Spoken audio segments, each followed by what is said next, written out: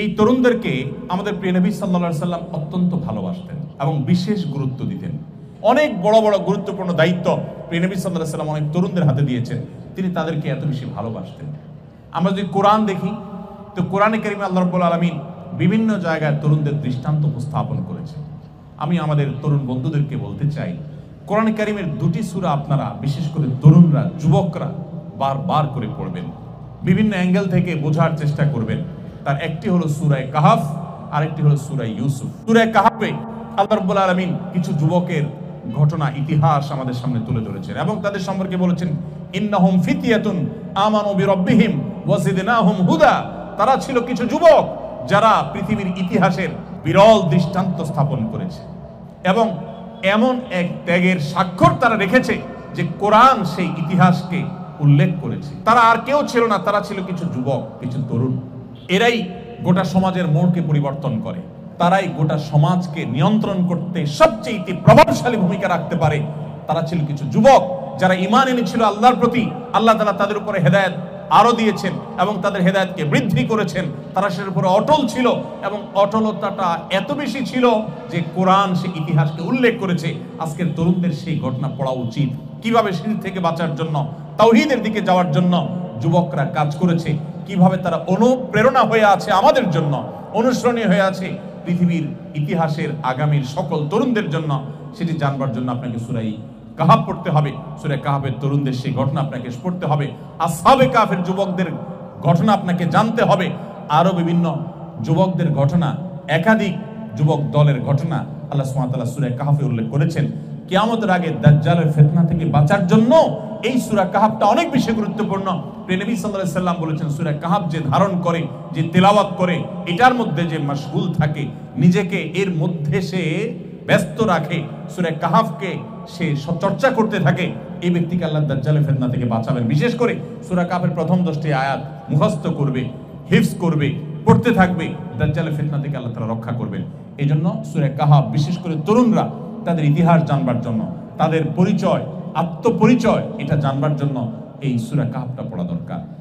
সূরা কাহাফের তরুণদের ঘটনা পড়া দরকার। সেই সাথে সূরা ইউসুফ।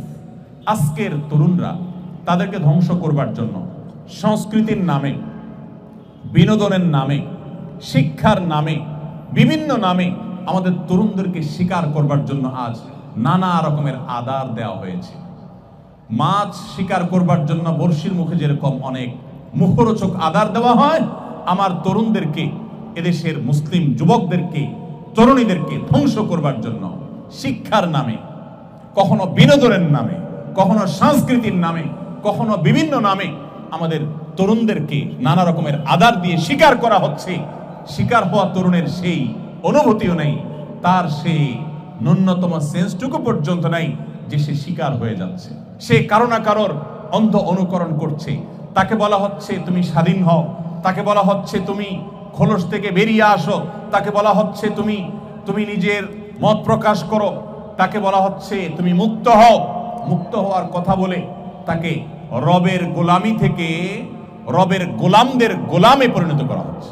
এই জন্য আমার তরুণ বন্ধুদের প্রতি, আপনাদের প্রতি আমার আরজ থাকবে যে আজ তরুণদের চরিত্র ধ্বংস করবার যে চক্রান্ত চলছে, এখান থেকে বাঁচবার জন্য ইউসুফ আলাইহিস সালামের ঘটনা বারবার পাঠ করা দরকার, পুনর্পাঠ করা দরকার। কিভাবে একজন মুসলিম তরুণ, আল্লাহর প্রতি বিশ্বাসী তরুণ, সে নিজেকে নিয়ন্ত্রণ করতে শিখবে, যেখানে সেখানে সে নিজেকে বিলিয়ে দিবে না। তার একটা আত্মসম্মান থাকবে, আত্মমর্যাদা থাকবে, আত্মপরিচয় থাকবে, তার মধ্যে একটা বাইন্ডিংস থাকবে, নিয়ন্ত্রণ করবার ক্ষমতা থাকবে। যার নিজের প্রতি নিজের কন্ট্রোলিং পাওয়ার নেই, সে নিজেকে যুবক দাবি করাটাও হাস্যকর। যুবক এবং তরুণ তো সে যে নতুন গাড়ির মতো, নতুন গাড়ি যেরকম ব্রেক দিলে সাথে সাথে সেটা কাজ করে, ঠিক একইভাবে একজন তরুণ সে যেখানে থামতে চায় সেখানে সে থামতে পারে, নিজেকে নিয়ন্ত্রণ করতে পারে, তার চরিত্রকে যেখানে সেখানে রাস্তাঘাটে বিলিয়ে দেয় না, অপাত্রে বিভিন্ন মুখরোচক স্লোগানের আড়ালে সে নিজের চরিত্রকে ধ্বংস করে দেয় না। আজকের তরুণদের চরিত্র, এটাকে ধ্বংস করবার জন্য যত আয়োজন আছে, গোটা সমাজে চালনি দিয়ে চেকে মুসলমান তরুণদের মধ্যে সৎ চরিত্রবান তরুণ, যেই তরুণ দাঁড়িয়ে বুক টান টান করে বলতে পারবে আমার জীবনে একটি মুহূর্তের জন্য কোনো অশ্লীলতা, কোনো মন্দ বিষয়, জেনা বা জেনার আনুষঙ্গিক কোনো বিষয় আমাকে কখনো স্পর্শ করেনি, এরকম বুক টান করে বলার মতো তরুণের সংখ্যা এই সমাজে খুব কম। সময়ত ভাইরা, সেই যুবক হওয়ার জন্য আমাদের সূরা ইউসুফ পড়তে হবে। কিভাবে আল্লাহ নবী ইউসুফ আলাইহিস সালাম তার কাছে লোভনীয় প্রস্তাব এসেছিল, কিভাবে তিনি সেই প্রস্তাবকে ডিনাই করে নিজের ঈমানের পরিচয় দিয়েছেন। সেজন্য তাকে জেলে পর্যন্ত যেতে হয়েছে। তিনি সে বন্দী জীবনকে গ্রহণ করেছেন, নিজের চরিত্রকে বিলিয়ে দেন নাই। আর আমাদের যুবকরা, তাদেরকে কোনো প্রলোভনও দিতে হয় না, স্বেচ্ছায় তারা শয়তানের হাতে ধরা দিচ্ছে। এই যুবক গোটা পৃথিবীতে যদি ভরেও যায়, এই মুসলিম যুবক দিয়ে মুসলমানদের কল্যাণ হবে না, মুসলমানদের মুক্তি সাধন হবে না।